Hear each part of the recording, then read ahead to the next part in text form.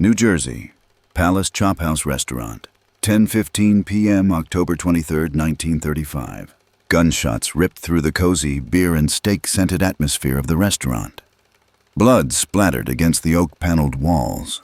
Charles the Bug Workman and Emmanuel Mendy Weiss, two of the top assassins of Murder, Inc., emerged from the men's restroom, gunpowder still rising from the barrels of their pistols.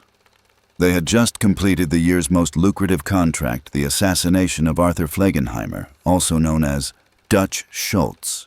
The assassins stepped over the bodies of Schultz's henchmen, smirking, and disappeared into the night. They believed the job was done, but they were wrong. In the pool of blood under the table, a hairy hand adorned with a large diamond ring suddenly moved. Dutch Schultz was not dead. The .38 bullet had pierced his liver, destroyed his spleen, but missed his heart. The excruciating pain made Schultz want to scream, but the survival instinct of a wild animal silenced him.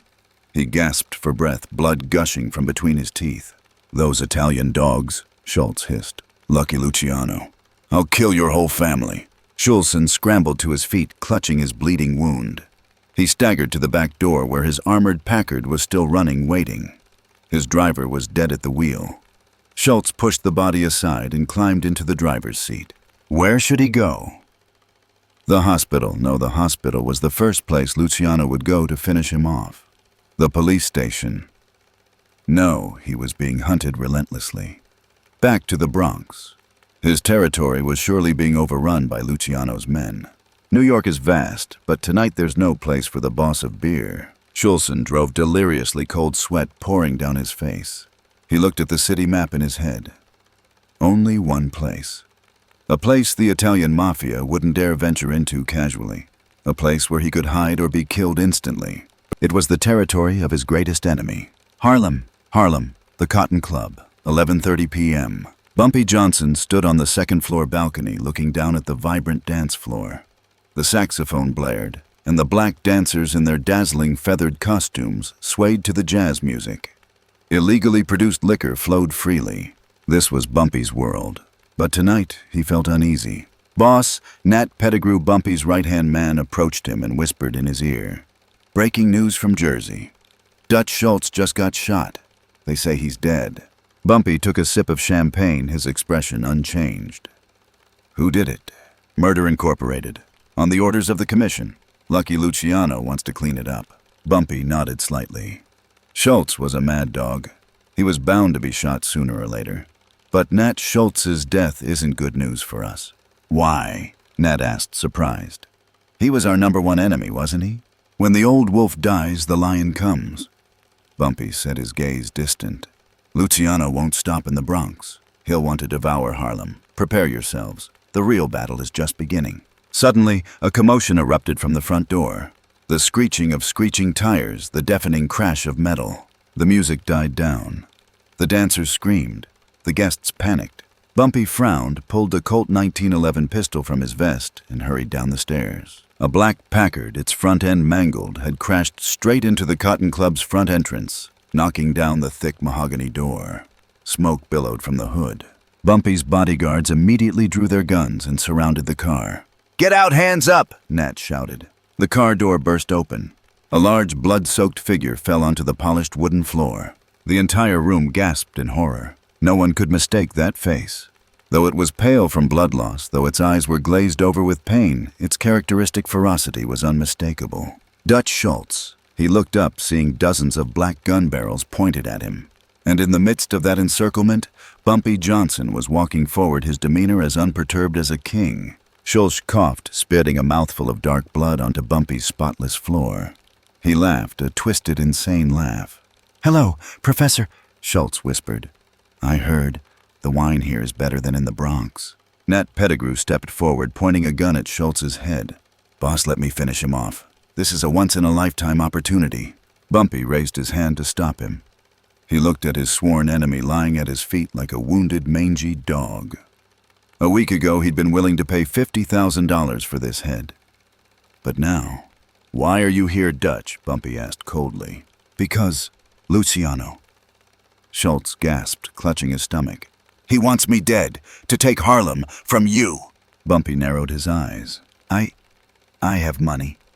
Schultz continued, his voice fading. I have an arsenal. I have a list of corrupt police officers. I'll give it all to you. Just don't hand me over to the Italians. Having said that, Dutch Schultz collapsed unconscious. The entire Cotton Club fell silent. All eyes were on Bumpy Johnson. His decision would change the fate of the entire New York underworld.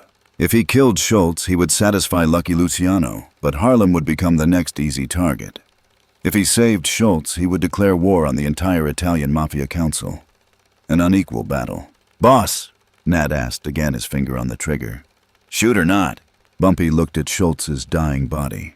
He remembered his own words, "When the old wolf dies, the lion will come." Perhaps to fight the lion, one needs a mad wolf by their side, even if that wolf could turn and bite at any moment. "Bring him inside," Bumpy ordered decisively. "Call Dr. Clay, immediately." "But boss—" "Do it," Bumpy yelled. "And seal off the entire area. If any strange cars are seen loitering, shoot out the tires. Tonight, no one from the Cotton Club is allowed in or out." 2 days later, the secret basement beneath Bumpy's laundromat, Dutch Schultz woke up. The first sensation was pain. The second was the smell of disinfectant. He opened his eyes and found himself lying on a simple bed surrounded by crates of bootleg liquor. Sitting on a wooden chair opposite him was Bumpy Johnson, leisurely reading a newspaper. "What does the newspaper say today?" Schultz asked, his voice hoarse. "The New York Times says you've disappeared." Bumpy folded the newspaper. "The police are searching for your body in the Hudson River. And Lucky Luciano is celebrating at the Waldorf Astoria. He thinks you've been eaten by fish." Schultz tried to sit up, but the wound in his stomach throbbed, making him groan. "Why? Did you save me? Don't misunderstand Dutch." Bumpy stood up, poured a glass of water, and handed it to Schultz. "I didn't save you out of pity. I saved you because you owe me." "What do I owe you?" Schultz drained the glass, exhaling sharply. "You owe me the peace of Harlem," Bumpy said, his eyes sharp. "And now you'll have to pay." Bumpy tossed a file onto the bed. "I knew Luciano wouldn't stop. He'd sent Albert Anastasia, his executioner, to take over your territory in the Bronx. And tomorrow, they'll start making their way to Harlem." Schultz picked up the file, his hands trembling with anger at the name Anastasia, the man who had stolen his empire. "So what do you want?" Schultz asked. "I want an alliance," Bumpy said bluntly. "You have money hidden in places Luciano doesn't know about. You have loyal assassins left. I have territory spies and the support of the people." Bumpy leaned down his hands on the headboard, looking directly into Schultz's eyes. "We will create a devil's alliance, you and me, black and white. We will drive Luciano out of New York before he even realizes you're alive." Schultz looked at Bumpy. In the past, he had despised this man of color. But now he saw in Bumpy's eyes a fire of ambition even greater than his own. Schultz smirked a cruel smile, returning to his gaunt face. "All right, Professor." Schultz extended his rough hand. "Let's turn New York into a slaughterhouse." Bumpy Johnson grasped that hand, a cold handshake between two devils. But little did they know that out there, the executioner, Albert Anastasia, had smelled blood. And Lucky Luciano, dubbed the architect of modern crime, was preparing a ruthless move to wipe them both out. Bronx, New York, 200 a.m., October 26, 1935. Albert Anastasia, known as the Lord High Executioner of Murder, Inc., stood in the warehouse of an old brewery. This used to be Dutch Schultz's headquarters. Now it belonged to the Italian Mafia. Anastasia was a large man with a square face and lifeless fish-like eyes. He didn't like to talk much. He preferred action. At his feet lay 3 of Schultz's former henchmen, bound and beaten beyond recognition. "I'm asking one last time," Anastasia said, his voice hoarse, wiping blood from his dagger. "Where is Dutch's body?" "I swear," one of them stammered, his teeth broken. "I don't know. He left. We didn't—" Thump! Anastasia plunged the knife into the henchman's thigh. A scream rang out, but was quickly muffled by the executioner's large hand. "Luciano doesn't like ghost stories," Anastasia said coldly. "If the body isn't found, it means he's alive. And if he's alive, he must be somewhere." He turned to his men, Italian gunmen in black coats and fedora hats. "Search the entire Bronx. Hang anyone who ever worked for Dutch upside down. I want to find his rat hole." Harlem, the basement beneath the laundromat. At the same time, Bumpy Johnson stared at the map of New York spread out on the table. Beside him, Dutch Schultz sat in a wheelchair, brought in by Dr. Clay, his face still pale, but his eyes now blazing with renewed intensity. "Where's your arsenal?" Bumpy asked. "Highway 138, in the basement of a Jewish bakery." Schultz replied, his finger trembling as he pointed at the map. "There are 20 Thompson submachine guns, 50 handguns, and enough ammunition to blow up City Hall." "Anastasia has taken over that area," Nat Pettigrew said, sounding worried. "Italian troops are everywhere. If we go over there to get the guns, it'll be suicide." "No," Schultz scoffed. "Anastasia is a predator, but she's arrogant. She thinks I'm dead or hiding in Mexico. She wouldn't expect me to return to my old home." Bumpy thought for a moment, then nodded. "Nat is right about the risk, but we have no choice. My men only have knives and handguns. To fight Murder Inc., we need heavy firepower." Bumpy turned to Nat. "Choose the 10 best, the ones who aren't afraid to die. Tonight we're going to buy bread." "What about me?" Schultz asked. "I want to come along." "You sit here." Bumpy pressed Schultz's shoulder down. "You can't even handle a gun yet. Keep your life safe. I need your head to point out Luciano's hiding places later." Schultz gritted his teeth, but he knew Bumpy was right. He was a temporary cripple. He had to rely on this black professor. Bronx, Rosen's Bakery, 3:30 a.m. A light rain began to fall, covering the impoverished neighborhood in a gloomy mist. 2 old delivery trucks bearing the Harlem Laundry Service logo slowly rolled into the alley behind the bakery. Bumpy Johnson sat in the passenger seat, his Colt 1911 loaded. He signaled for the car lights to be turned off. "Absolute silence," Bumpy whispered over the walkie-talkie, a rare piece of equipment at the time that Schultz had invested in. 10 shadowy figures jumped out of the car. They were Harlem street fighters moving as silently as cats. Nat Pettigrew led the way, prying open the back door of the bakery. Inside it was dark and smelled of rising flour, but the silence was broken by snoring. 2 Italian guards were dozing in their chairs, their guns carelessly placed on the table. They were too confident that the Bronx belonged to them. Bumpy stepped inside. He didn't want to make any noise. He signaled to Nat. Nat and another man glided forward. 2 knives were pressed against the necks of the 2 guards. A decisive movement. No scream. 2 limp bodies slumped to the ground. "Clean up," Bumpy whispered. They found the underground passage behind the oven. Dutch Schultz hadn't lied. Below lay a real treasure trove. Wooden crates filled with Thompson submachine guns nicknamed Chicago typewriter grenades and ammunition. "My God," Nat exclaimed, his eyes gleaming as he picked up the Thompson. "With this, we could rob the Federal Bank."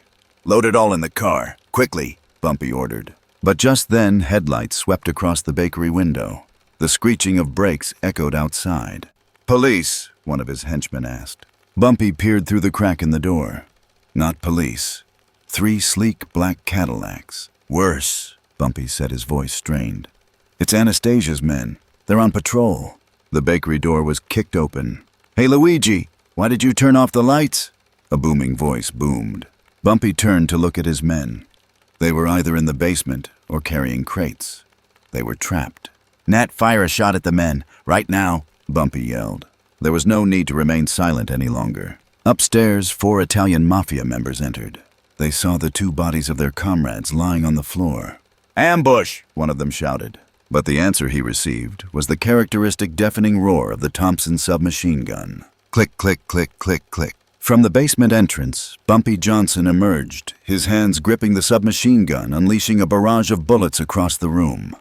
Wood dust, flour, and spent shell casings flew everywhere. 4 Italian Mafia members were overwhelmed by the gunfire, their bodies riddled with bullets like a beehive falling to the ground at the doorway. "Get out, break through the enemy lines," Bumpy ordered. A fierce gunfight erupted in the narrow alley. Anastasia's soldiers outside, hearing the gunfire, took cover behind their cars and returned fire fiercely. But they didn't expect their opponents to have such powerful firepower. The Thompson submachine guns in the hands of the Harlem gunmen roared. Bullets pierced car doors, blew tires, and shattered windshields. This was no longer a gang fight with knives and pistols. This was war. "Get in the car, go, go, go." Bumpy fired cover fire while pushing the last crate of ammunition onto the truck. The truck roared out of the alley, crashing into a Cadillac blocking the way. The next morning, Lucky Luciano's headquarters, Waldorf Astoria Hotel. Charles, Lucky Luciano was enjoying breakfast of caviar and wine. He was a refined man with characteristic droopy eyelids and the demeanor of a successful businessman. He was the man who had created the Commission and ending meaningless territorial wars to make money together. The door burst open. Albert Anastasia entered, his face grim. He threw a newspaper onto Luciano's dining table. "What's wrong, Albert? You look like you just swallowed a frog." Luciano wiped his mouth with a silk napkin. "Last night, Schultz's old weapons depot was looted," Anastasia snarled. "6 of my men are dead, shot with Thompsons." Luciano frowned. "Who did it, the Irish gang?" "No." Anastasia shook her head. "It was the black guys, the Harlemers." Luciano chuckled. "Bumpy Johnson. That guy's famous for his knife skills and intelligence, isn't he? Since when did he play cowboy games like that?" "There's one more thing." Anastasia gestured for her henchman to bring in a blood-soaked cardboard box. Anastasia opened the box. Inside was the head of last night's patrol captain. But even more horrifying was what was stuffed in the head's mouth. A promissory note and a diamond ring. Luciano picked up the ring. His face changed color. He recognized the ring. It was the ring Dutch Schultz always wore on his little finger. He unfolded the promissory note. It was written in red ink. "First payment settled. Remaining all of New York. Signed, the Alliance." Luciano crumpled the paper in his hand. His usual composure vanished. He understood the message. Dutch Schultz wasn't dead. And that mad dog had found a new master, or a terrifying ally, Bumpy Johnson. The combination of Schultz's insane brutality and Bumpy's sharp, cunning intellect was a nightmare scenario Luciano had never considered. "Albert," Luciano stood up, his voice icy. "Cancel all meetings. Call Meyer Lansky and Bugsy Siegel back here, and get the car ready." "Where are we going, boss?" "To Harlem," Luciano said. "I want to burn that slum to the ground before this two-headed monster grows up." Harlem. The secret bunker. Bumpy Johnson and Dutch Schultz sat opposite each other. On the table were the recently stolen Thompson submachine guns being cleaned of grease. Schultz picked up a gun, a satisfied smile on his lips. "The sound of it last night. I heard it all the way here. Sweet as a Beethoven symphony." "Luciano got his gift," Bumpy said, lighting a cigarette. "He won't sit still. The war has officially begun." "Good." Schultz loaded the round magazine into the gun, cocking it with a click. "I'm tired of hiding. What's the next step, Professor?" Bumpy exhaled smoke, pointing to a spot on the map. "Money," Bumpy said. "Luciano runs an empire, but his cash flow goes through underground casinos. If we cut off the flow, we'll cause internal turmoil within his organization." "You mean—" "Next week, Luciano has a large shipment of cash moving from the Manhattan casinos to the underground bank in Brooklyn. We won't rob it." "Not rob it," Schultz exclaimed in surprise. "What are we going to do?" "We're going to burn it," Bumpy said with a cold smile. "We're going to show him we don't need his money. We just want to see him go broke." The League of Demons had won the first battle. But Bumpy knew that provoking Lucky Luciano was like poking a hornet's nest. And Harlem was about to face an unprecedented firestorm. Harlem, October 28, 1935. The sun was setting behind the red brick buildings, but Harlem wasn't sinking into darkness. It was engulfed in flames. Lucky Luciano had kept his word. He wasn't sending a lone assassin anymore. He was sending an army. Albert Anastasia commanded over 50 Italian Mafia gunmen divided into 10 small groups, sweeping through the streets of Harlem like a swarm of bloodthirsty locusts. Their target wasn't Bumpy Johnson. Their target was Harlem's breadbasket. The lottery, banks, were vandalized. Jazz bars were bombed with Molotov cocktails. Laundromats and barbershops, places that concealed Bumpy's activities, were mercilessly shot at. The sirens of fire trucks, the sirens of police cars, and the sound of Tommy guns mingled in a chaotic symphony. But the New York police, those who had taken Luciano's money, arrived very slowly, and when they did, they could only watch as the businesses owned by black people burned to the ground. On Route 125, a black Cadillac sped along. Albert Anastasia sat in the back seat smoking a cigar, watching the flames engulf the Renaissance Club. "Burn it all," Anastasia ordered coldly. "I want that bastard Bumpy to see his people cry. I want him to understand that hiding Dutch Schultz is a death sentence for this entire community." The secret bunker. 8:00 p.m. The atmosphere in the bunker was stifling and incredibly tense. The deafening explosions on the ground shook even the ceiling lights. Nat Pettigrew ran down the stairs, his face blackened with soot, his hand clutching a still-hot pistol. "Boss, we can't hold the toll booths. Anastasia is too numerous and too powerful. He's attacking our economy. The men are panicking. They're asking why we're not fighting back." Dutch Schultz sat wiping his Thompson submachine gun, blood seeping through the stark white bandage around his stomach. He chuckled maniacally, a maniacal laugh. "Fight back, I told you. Give me 20 men, and I'll go out there and turn Anastasia's skull into an ashtray." "Silence!" Bumpy Johnson yelled. For the first time, the professor had lost his temper. Bumpy slammed his hand down on the table, sending the chess pieces flying.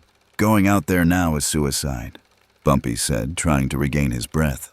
"That's what Luciano wants. He wants to lure us out of our lair so he can overwhelm us with firepower. He wants the people of Harlem to hate me for bringing war here."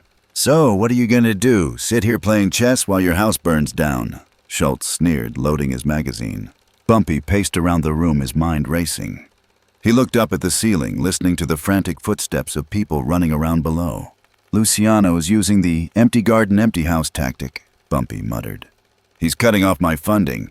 He thinks I'll be broke." Bumpy spun around, a cruel glint in his eyes. "Nat," Bumpy called. "Tonight is Friday." "Yes, so what, boss?" "Friday is the closing day for Luciano's underground casinos in Manhattan. The cash will be laundered at a middleman bank in Brooklyn before being deposited into the council's account." Schultz stopped wiping his gun. He looked up instantly, understanding Bumpy's intentions. "You're going to intercept the money transport?" "Anastasia is busy burning my house down here," Bumpy said quickly. "That means Luciano's money protection is thinner than ever. He sent all his troops to Harlem. He thinks I'm holed up on defense." "Attack the heart when the enemy is punching you in the face." Schultz grinned, revealing his yellow teeth. "I like your way of thinking, Professor." "Nat," Bumpy ordered. "Summon the suicide squad. 10 of the best. Bring Thompsons and Molotov cocktails. We're not going to save the burning houses in Harlem. We're going to light a bigger torch right at Luciano's doorstep." Queensboro Bridge, 11:30 p.m. The massive iron bridge connecting Manhattan and Queens was shrouded in thick fog. Traffic was sparse at this hour. 2 armored trucks, disguised as Amato Bakery delivery vans, were moving slowly. Inside each truck was $500,000 in cash, a week's worth of revenue for the Italian Mafia empire. Accompanying them were 2 escort cars carrying 8 armed gunmen. They were confident. No one dared rob Lucky Luciano, and they knew Bumpy Johnson was busy putting out fires in Harlem.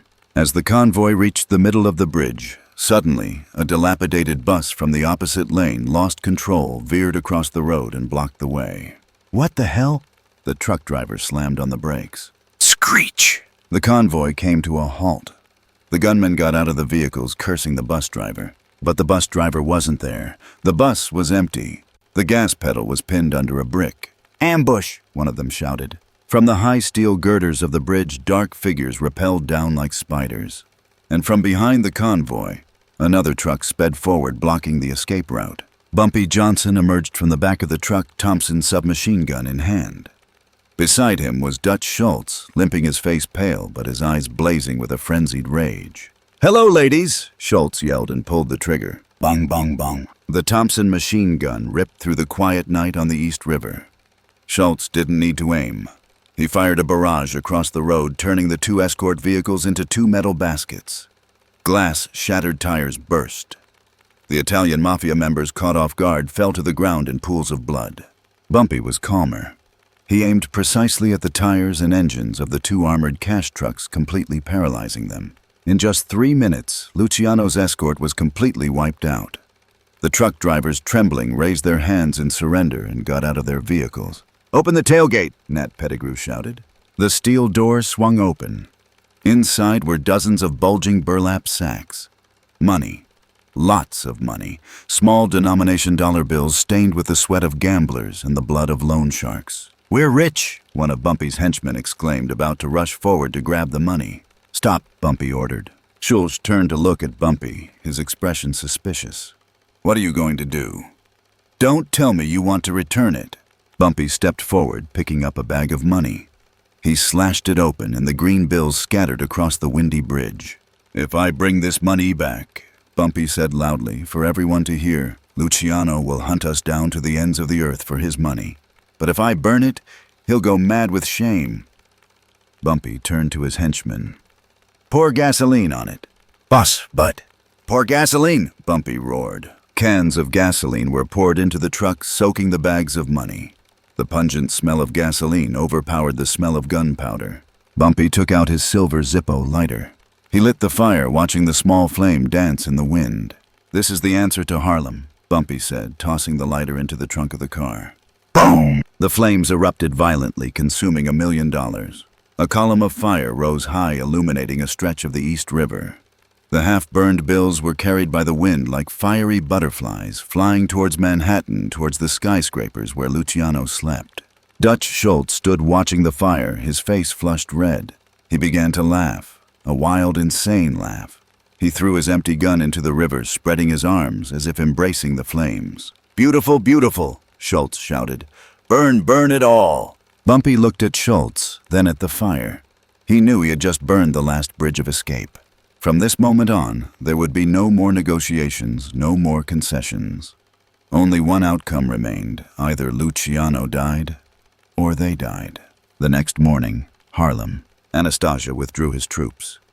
He had to return to Manhattan urgently on Luciano's orders.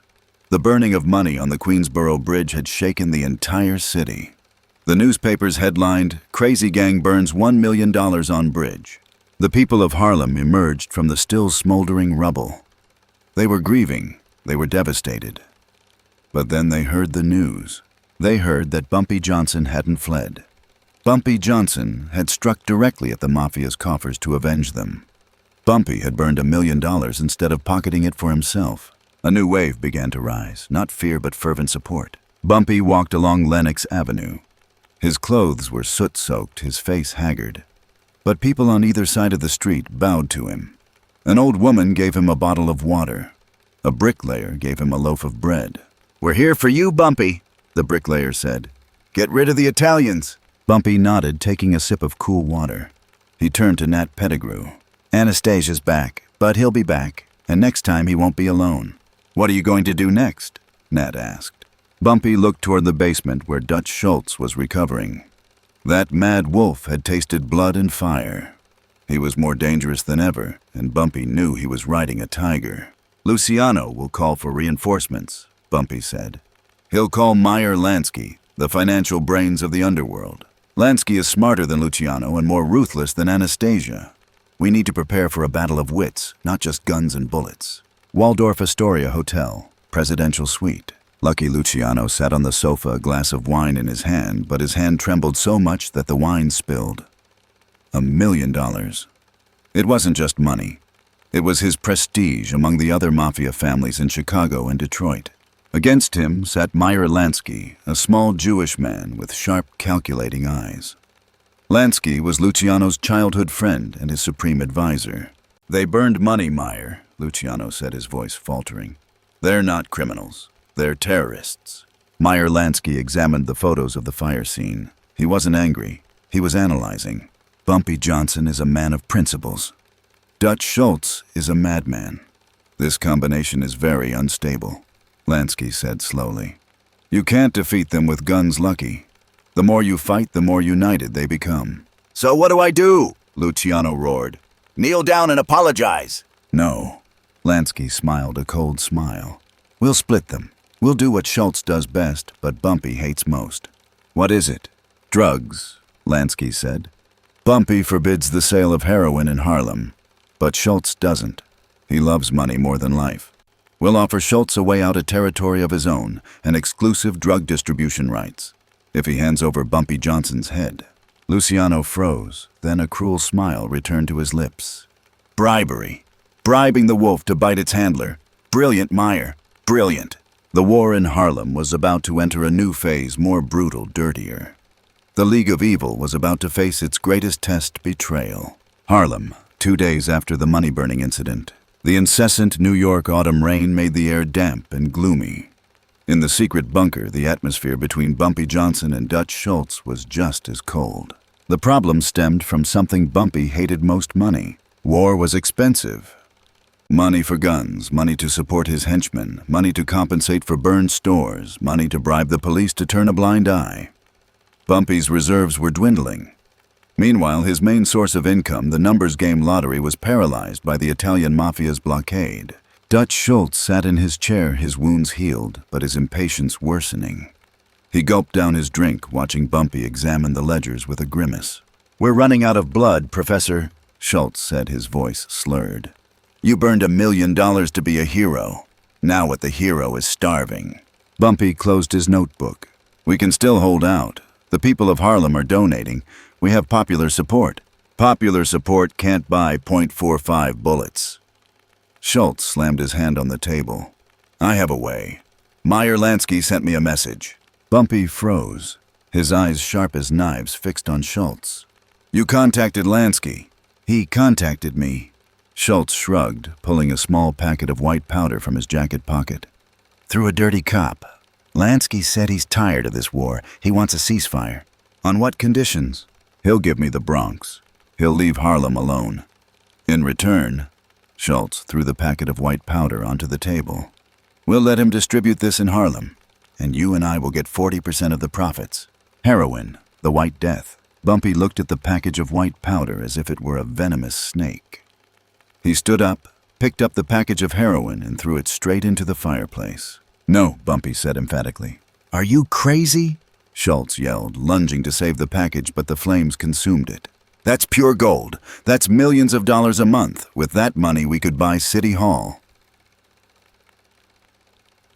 "I told you, Dutch," Bumpy snarled, pressing his face close to Schultz's.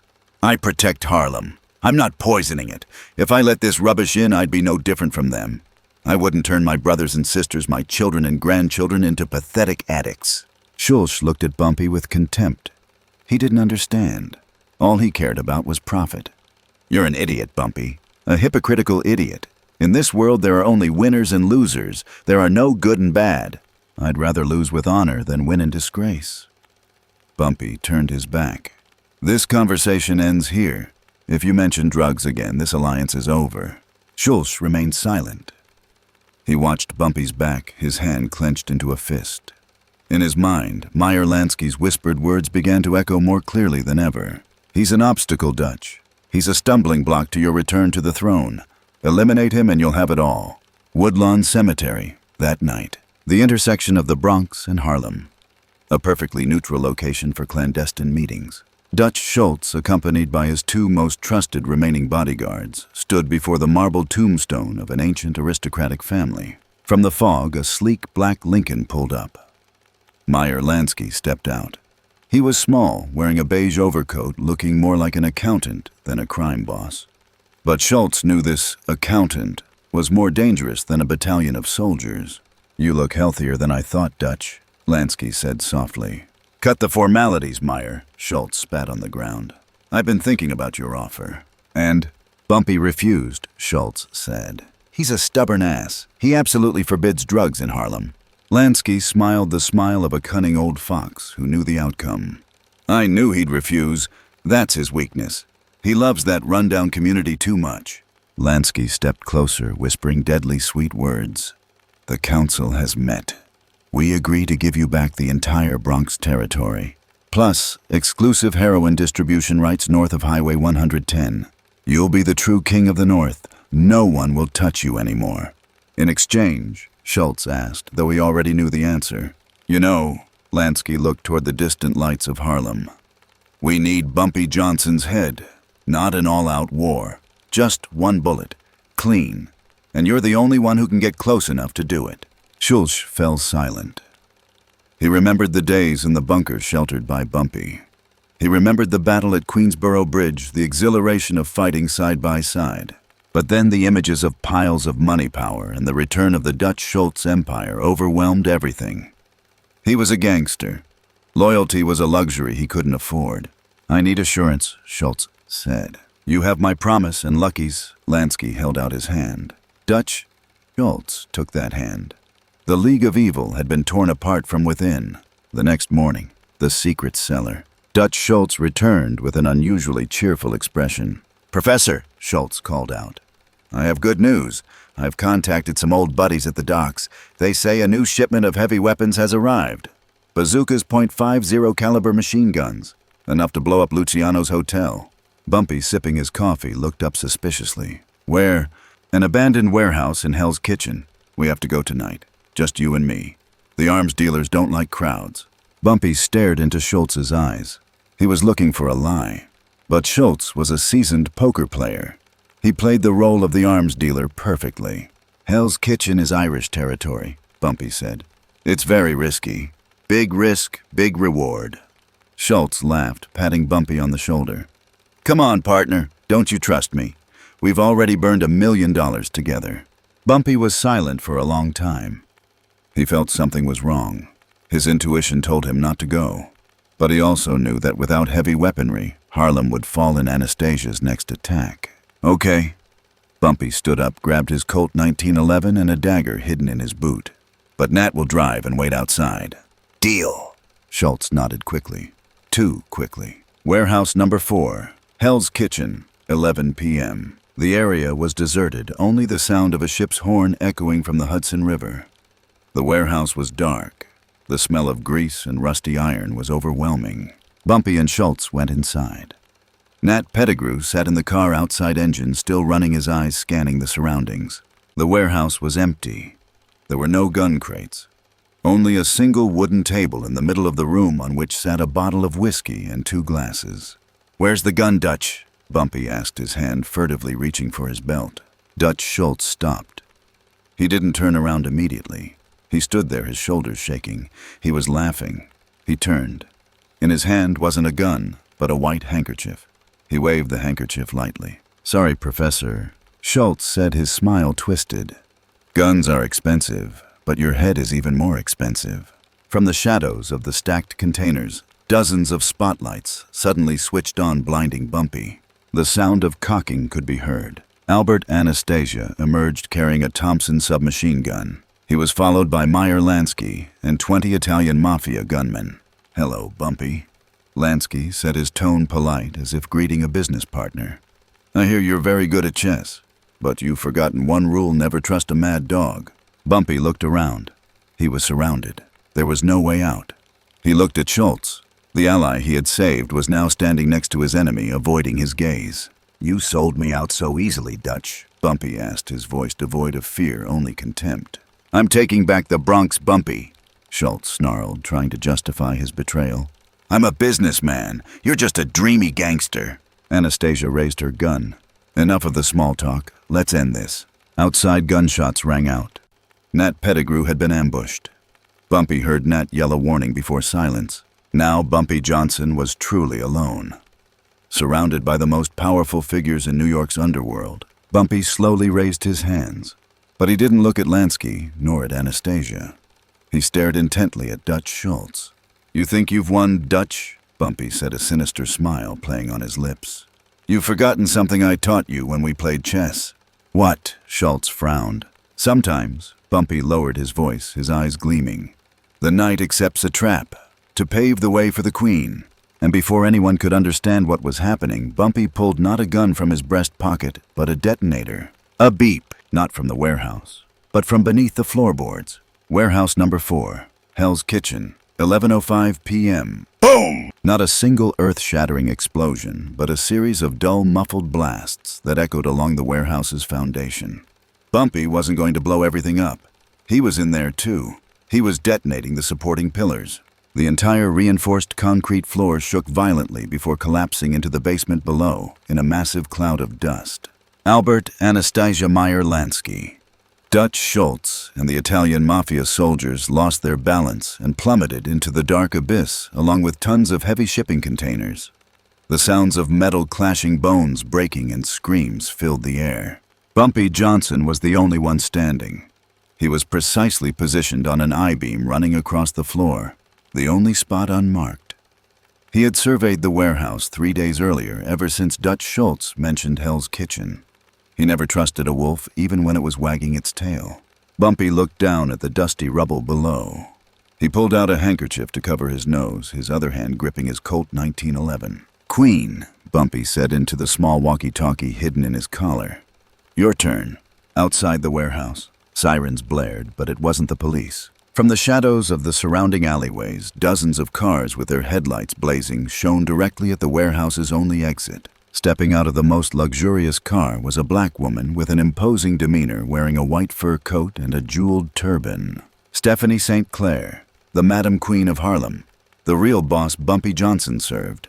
Kill all the Italians outside, she ordered coldly in French. Following her were the 40 Thieves, her most notorious gang heavily armed.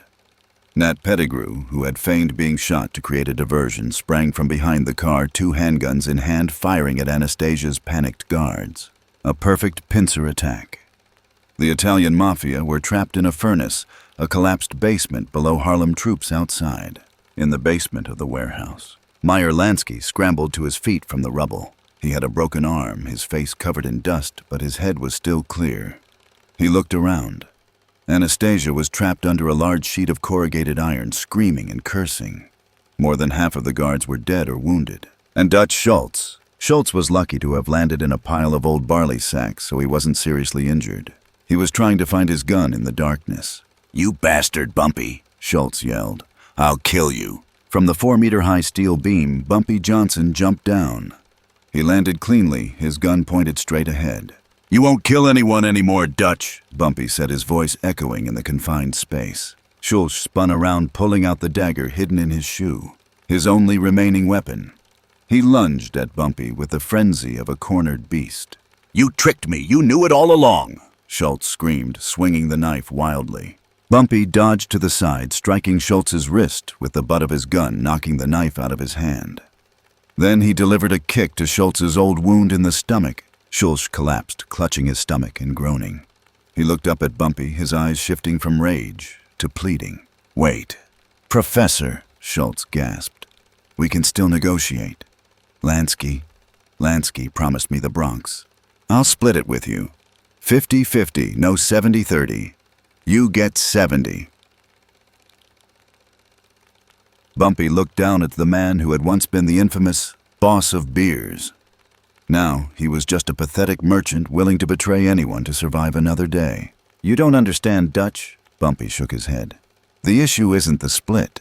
The issue is, I'll never shake hands with someone who sells poison to my people. Bumpy pointed the gun at Schultz's forehead. Don't!